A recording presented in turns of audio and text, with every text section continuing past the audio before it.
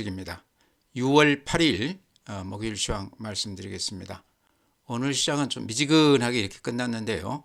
아시다시피 오늘이 이제 내마녀의 날입니다. 그래서 오늘 선물 옵션 다 오늘 만기가 됐는데요. 선물이라는 것은 3, 6, 9, 12 3개월마다 매월 두 번째 목요일 날 만기가 되고요. 옵션은 매달 목요일 두 번째 목요일 날 이렇게 만기가 되는데 오늘이 바로 그날이었습니다. 그래서 항상 이렇게 만기가 되는 날은 변동폭이 굉장히 큰데요. 오늘은 그렇게 큰 변동 없이 덤덤하게 이렇게 끝났습니다. 거래소가 마이너스 0.18%, 2610포인트입니다. 약간 밀렸습니다. 코스닥이 마이너스 0.52%, 876포인트입니다. 거래소에서 한 2600포인트가 유지가 됐다는 게 조금 특징 같습니다. 시장의 힘을 보여주는 거래 대금을 보면요. 오늘 거래소가 11조 2천억, 그러니까 10조가 넘어선 거는 참 오랜만인데요. 또 한 일주일 만에 11조를 기록을 했는데 아마 오늘 선물 옵션 만기 때문에 프로그램 물량들이 많이 좀 쏟아졌지 않나 그렇게 생각을 합니다. 어제도 10조가 됐고 오늘 11조인데 이제 거래소 거래대금으로 봤을 때 그렇게 많은 건 아니지만 최근에 10조 이하를 보이던 것에 비하면 거래량이 많이 늘었다. 그렇지만 요거는 프로그램 매매일 가능성이 많다. 그 물량들이 종가에 많이 쏟아진 것 같다 이렇게 말씀드리고요. 코스닥은 8조 8천억. 그래서 코스닥은 예전 강세장 대비했을 때는 많이 줄었지만 시장 규모로 봤을 때 8조 규모면 코스닥 치고는 거래 대금이 그렇게 적은 건 아니다 이렇게 말씀을 드립니다. 양 시장 모두 제가 보기에는 아직까지 강세장 그 지표를 보여주지 못하고 있다. 시장이 한계를 보이는 힘이 좀 딸리는 그런 시장이다. 그러다 보니까 이렇게 전체 시장을 들어 올리기에는 아직은 역부족이 아닌가 이렇게 생각하고요. 그 다음에 그래프 보면은요, 거래소 그래프가 이렇습니다. 이렇게 보시면 2629포인트가 앞에 고점이었고요. 오늘 2610포인트니까 고점에서 이렇게 살짝 밀리는 그런 모습입니다. 중요한 건 이제 앞에 고점을 이렇게 넘긴 거가 이렇게 굉장히 의미가 있는데요. 그렇지만 요 밑에 이렇게 거래량을 보면 거래 대금이나 거래량이나 같은 건데요. 이렇게 힘이 좀 약화되는, 그러니까 지수는 올라가지만 전체 시장의 어떤 활기, 에너지는 좀 이렇게 소진이 되는, 그래서 강세장을 쉽게 예단하기 어려운 그런 분위기 같습니다. 이렇게 시장이 올라갈 때 삼성전자를 중심으로 해서 외국인들 매수세에 의해서 선별적으로 이렇게 강세장을 보였습니다.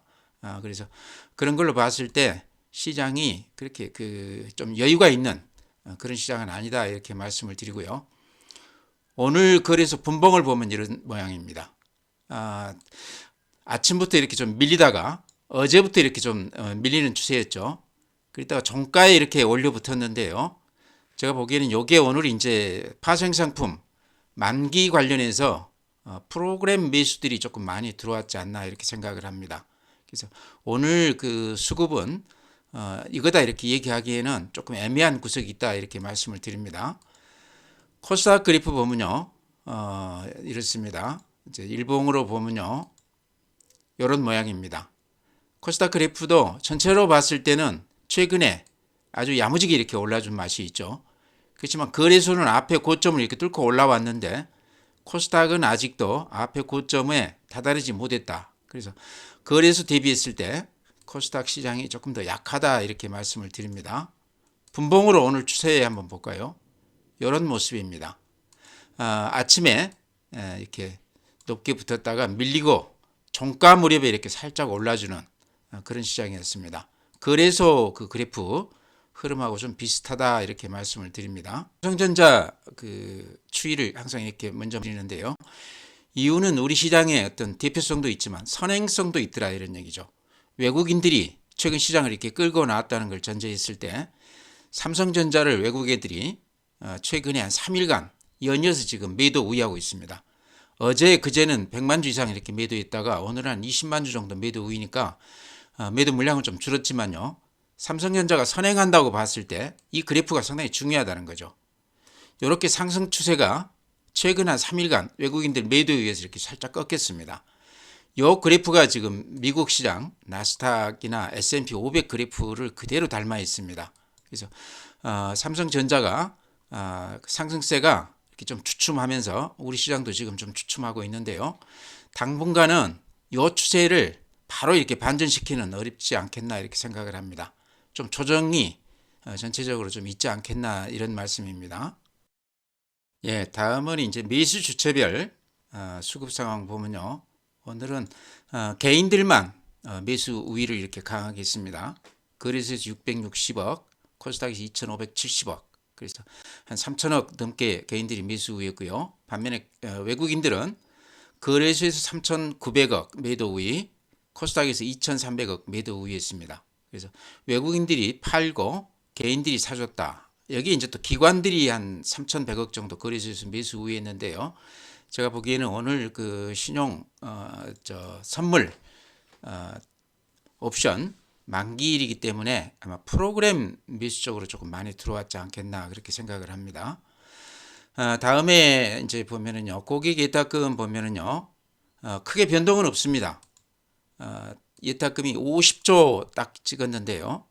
이렇게 보면 1년으로 놓고 보면 돈들이 조금 늘어나죠. 그러죠? 그랬다가 최근에 50조 근방에서 이렇게 횡보하고 있는데 연초에 대비하면 그래도 개인들 계좌로 돈들이 좀 들어오는 추세다 이렇게 말씀을 드립니다. 다음에 신용융자금 이렇게 보면요. 신용을 최근에 특히 코스닥 그 급등 종목들에 많이 이렇게 들어갔었는데요. 최근에 좀 이렇게 털렸죠. 여기 이제 담보 미달돼서 좀 팔린 것도 있겠고요. 증권사들이 자체적으로 이렇게 조금 규제를 가한 것도 신용이 이렇게 좀 많이 털린 그런 이유가 아닌가 싶습니다. 그러다 최근 한 달간은 옆으로 이렇게 횡보하고 있습니다. 늘지도 줄지도 않고 그러고 있다는 얘기인데요. 절대 금액으로 신용이 18조 정도면은요, 굉장히 높은 수치입니다. 신용을 많이 쓰고 있다 이제 그런 얘기죠. 그래서 신용융자금이나 고객예탁금은요, 이게 이제 후행 지표입니다. 시장이 오르고 나서 뒤늦게 이렇게 많이 들어오고요. 빠지고 나서 또 뒤늦게 돈들이 빠져나가는 그런 그 특성이 있습니다. 그래서 예측 지표라기보다는 확인시켜주는 그런 지표다 이렇게 말씀을 드립니다. 그 다음에 이제 최근 시장 특징 하나가 미수금이 이렇게 많다는 거죠. 지금도 이렇게 보시면 4,500억인데요. 다른 때에 볼 수 없었던 그런 현상 아닌가 싶습니다. 이렇게 미수금이 많이 늘어난 상태에서 크게 줄지 않고 있습니다. 이제 가장 큰 원인은 지금 신용을 많이 억제하고 있기 때문에 신용 대신에 이틀 후에 이렇게 팔아야 되는 미수로 이렇게들 많이들 매매를 하는 거 아닌가 싶고요. 또 한편으로는 요거를 이제 개인들이 그만큼 시장에 대한 기대감이 높다 이렇게 볼 수도 있을 것 같습니다. 굉장히 좋게 봐야 미수를 찍으면서 이렇게 들어갈 수가 있죠. 그래서 그런 걸로 봤을 때 개인들 그 기대감은 아직도 굉장히 높다 이렇게 볼 수도 있겠고요. 다음에 주식형 수익증권 펀드죠. 97조인데 최근에 이렇게 조금 늘어났습니다. 그래서 최근에 이제 삼성전자라든가 이런 쪽으로 굵직굵직한 그런 주식들이 이렇게 좀 반등세가 강했는데 아마 이런 펀드 쪽으로 좀 돈이 좀 들어온 그런 이유도 있지 않나 이렇게 생각을 합니다. 다음에 MMF는 증시 주변 자금이죠. 언제든지 장만 좋으면 주식시장으로 들어올 수 있는 자금이다. 그래서 굉장히 중요한 지표인데 금년 초에 이렇게 한 40조 늘었다가 다시 이렇게 꾸준히 한 20조 정도가 빠져나갔습니다. 그렇지만 시장만 된다고 그러면 이런 자금은 곧바로 증시로 들어올 수 있기 때문에 상당히 중요한 지표다 이렇게 말씀을 드립니다. 이제 해외 시장인데요. 다우는 어제 0.27% 올라줬습니다. 그래서 이렇게 보시면 이 상단은 그래도 뚫지 못하고 거기서 좀 버벅대는 그런 모습입니다. 나스닥이나 S&P 500하고 조금 다르다 이런 얘기죠. 나스닥은 어제 마이너스 1.2% 아주 그 강하게 상승세를 구가하다 이렇게 좀 주춤했습니다. 어제 나온 이제 그 미국 시장 관련해서 뉴스는요, 6월에는 금리 동결할 가능성이 많다. 그 다음에 그러면서 이제 국채 발행을 한 1,400조 가량 발행할 것이다. 그렇게 되면 아무래도 돈이 이렇게 환수하게 되는 거죠. 유동성은 좀 떨어지는 거죠. 이런 것들이 나스닥이나 S&P 500에는 좀 영향을 줬지 않나 싶습니다. 그래서 나스닥 최근에 상승세가 약간 이렇게 좀 주춤했다 이렇게 말씀을 드리고요. S&P 500도 마이너스 0.38%. 그렇지만 이렇게 추세로 보면 여전히 좋습니다. 미국 시장은. 필라델피아 반도체 어제 마이너스 0.32%. 반도체가 좀 조정 그 기운이 좀 강합니다. 근 일주일째 이렇게 조정을 받고 있습니다. 다음에 이제 최근에 가장 강한 모습을 보인 니케이 일본 시장인데요. 어제 오늘 이렇게 강하게 조정을 받고 있습니다. 제가 보기에는 추세는 살아있는 그런 그림이에요.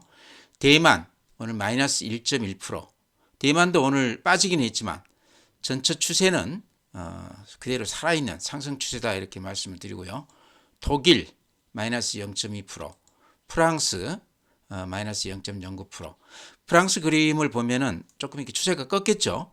독일도 이제 1분기 GDP 그 상승률이 마이너스를 기록했다 그래가지고 주가가 좀 꺾이는 모습인데 프랑스도 이렇게 그래프가 좀 이렇게 꺾이는 모습입니다. 상해 오늘 플러스 0.49%.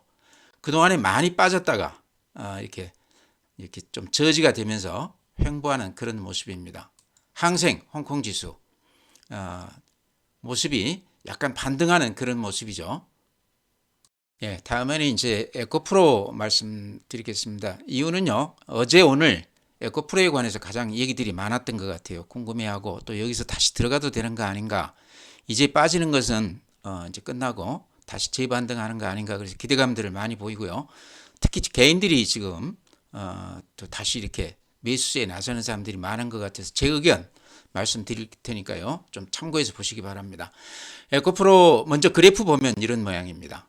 그래서 그래프로 놓고 봤을 때 이렇게 하락이 저지가 되면서 하방 경직을 보여주고 있죠. 더는 안 빠지고 있습니다. 그래서 이 가격대면은 좀 사도 되지 않나 하는 느낌도 가질 수 있을 것 같고요.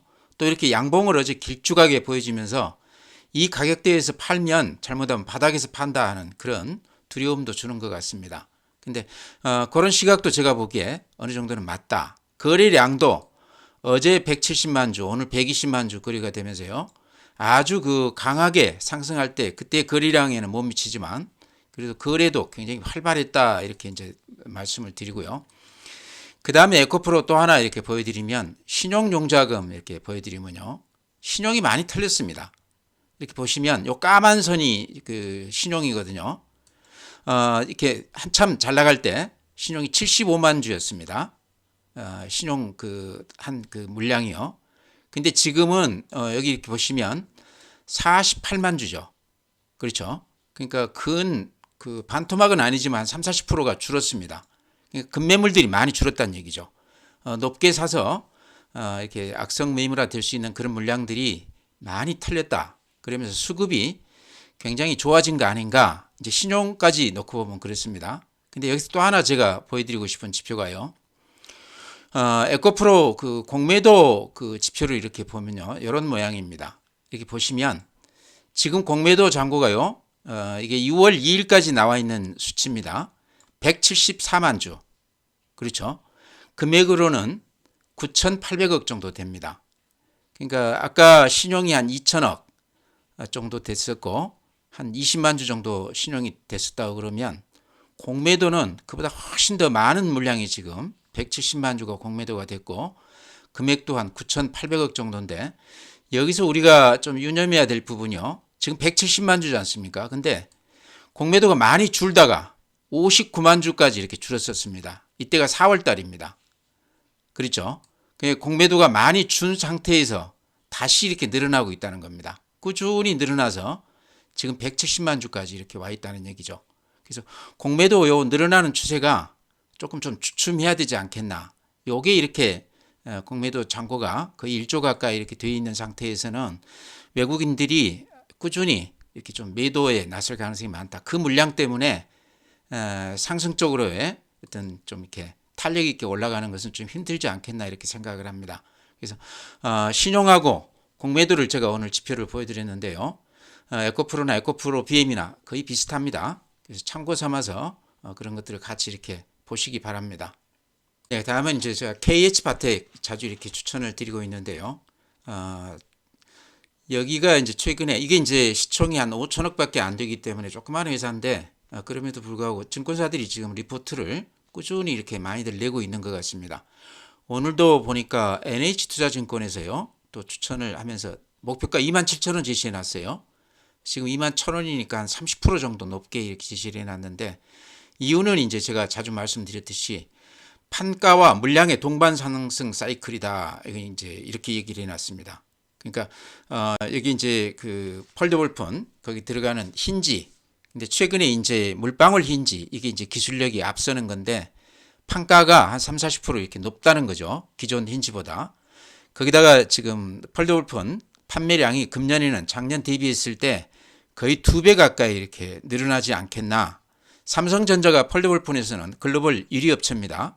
거의 삼성 거다 보시면 이렇게 될 것 같은데, 최근에 이제 구글이나 애플 뭐 이런 데서도 폴더블 폰에 이렇게 관심을 갖고 있다고 그러는데요. 아마 출시가 될 것이다 이렇게 얘기를 하는데, 오히려 그런 것들은 폴더블 폰이 아직은 우리 눈에 익숙치가 않는데 대중화 측면에서 오히려 플러스 요인이다 이렇게 얘기하고 있습니다. 그런 걸로 봤을 때 판가나 물량이 같이 늘어나는 그런 그 조건이기 때문에요. KH바텍은 금년에 실적 면에서 상당히 새로운 면을 보여주지 않겠나. 그래프 보면 이런 모양입니다. 꾸준히 이렇게 상승 추세를 유지하고 있죠. 여기 이제 방금 말씀드린 그런 기대감 때문에 그런데요.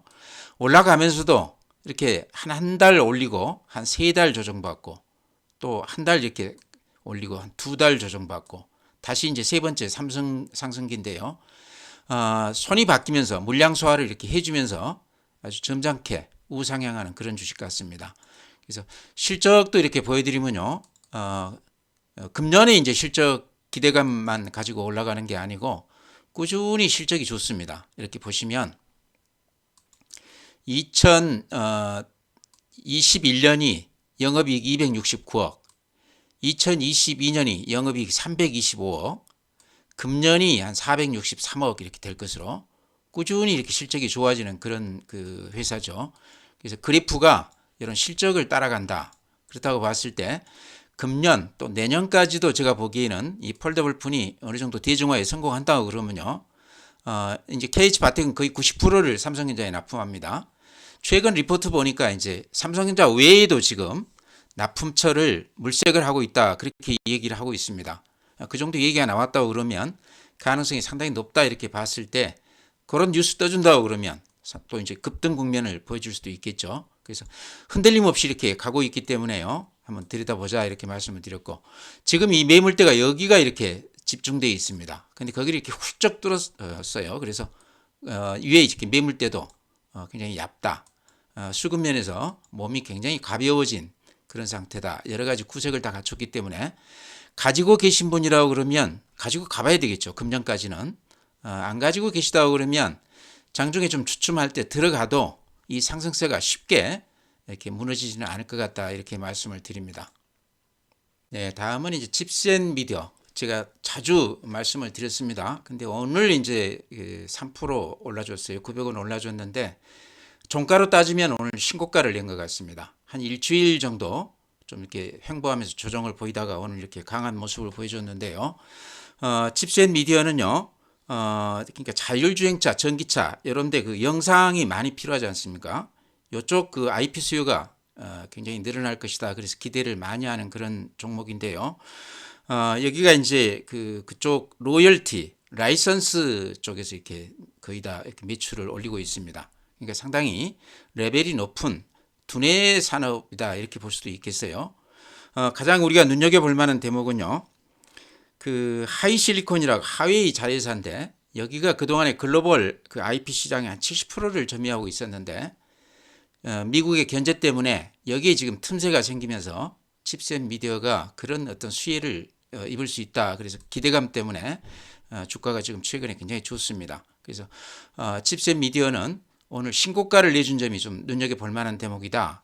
그동안에 한 일주일 조정을 받고 오늘 이렇게 강한 모습을 보여줬는데요.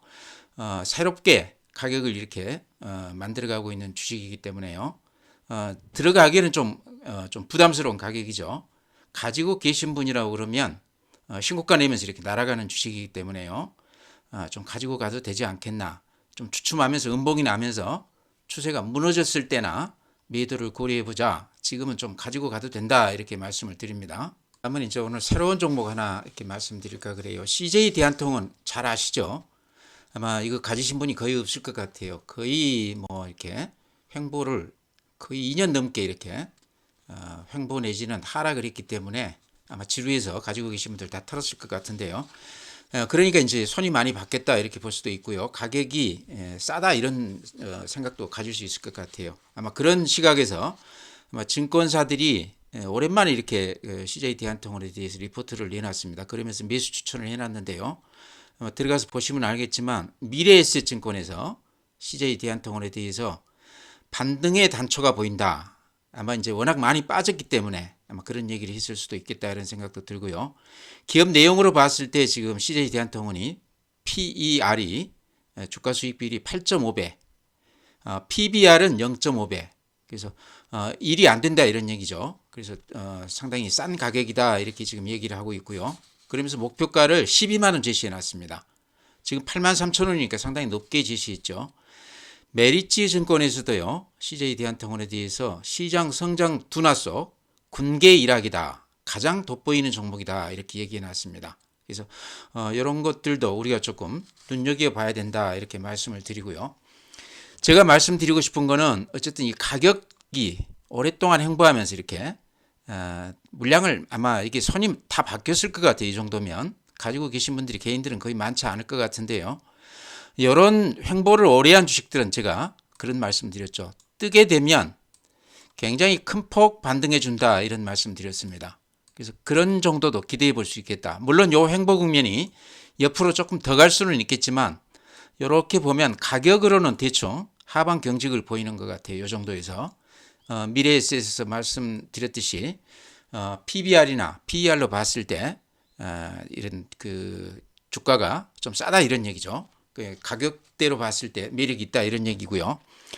가장 눈여겨봐야 될 대목이요. 지금부터 이제 말씀을 드릴 텐데 CJ 대한통운이 600억을 투자를 해가지고 사우디를 통해서 9개국 그쪽 근처 아프리카, 중동 이쪽에 아이허브 직구 물량 배송 이쪽 그 물류 시장을 공략하고 있다 이렇게 얘기가 나오고 있습니다. 그러니까 구체적으로 사우디 리야드에다가 통합 물류 특구에 들어설 이쪽에다가 글로벌 권역 물류센터를 이렇게 설립한다는 건데요. 600억 투자하면 그렇게 적지 않은 금액입니다. 그래서 여기 이제 시작이 된다고 그러면 그쪽 시장이요. 연 한 100조 원 규모 시장이라고 그럽니다. 굉장히 큰 시장이다 이런 얘기죠. 그래서 이 중동 지역 이커머스 시장이 매년 한 두 자릿수 이상 이렇게 성장을 한다고 그래요. 성장성이 굉장히 돋보이는 데인데 CJ 대한통운이 국내에서 쿠팡에 약간 밀리면서 해외 쪽으로 이렇게 눈길을 돌리고 있다. 이제 시작이다 이런 얘기죠. 그래서 2024년까지 준공 목표로 해가지고 사우디에다가 물류센터를 짓는다 이런 얘기인데요. 제가 보기에는 이 정도면 상당히 구체화되어 있고 2024년이라고 그러면 내년 아니겠습니까? 그래서 내년이라고 그러면 주가는 미리 금년 하반기쯤에는 조금 이렇게 움직여줄 가능성이 높다 이렇게 생각을 합니다.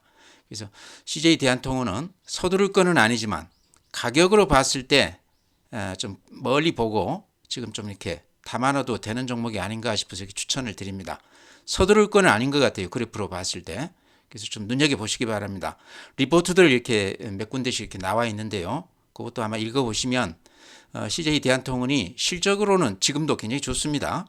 그래서 또 해외 쪽으로 이렇게 발을 넓힌다고 그러면 또 새로운 어떤 주가가 나올 수도 있겠다 싶어서 이렇게 말씀을 드립니다. 눈여겨보시기 바랍니다. 네, 이제 종목 그렇게 말씀드리고요. 오늘 시장은 이제 시작하면서 말씀을 드렸지만 삼성전자가 선행성을 지녔다 이렇게 봤을 때 삼성전자 그래프가 지금 이 모양입니다. 고개를 약간 숙였죠. 그러면서 이제 외국인들이 한 3일째 팔고 있는데요. 최근 시장을 견인해 왔던 앞에서 끌었던 주 세력은 외국인들입니다. 특히나 이제 삼성전자 중심으로 이렇게 강하게 매수하면서 시장을 이렇게 올려왔는데 외국인들이 팔면서 3일째 여기 그래프가 이렇게 약간 고개를 숙였습니다. 이런 걸로 봤을 때 시장은 당분간은 좀 주춤하지 않겠나. 그렇게 크게 기대할 건 없다. 이렇게 말씀을 드립니다. 네, 전체 시장은 이제 그렇게 말씀을 드리고요. 개별 종목 또 이런 거 궁금하신 것들은 제가 그 멤버십에서 추가로 이렇게 말씀을 드리겠습니다. 궁금하신 분들은 그쪽에 들어와서 이렇게 들어보시기 바랍니다. 오늘 이렇게 마치고요. 또 내일 뵙도록 하겠습니다.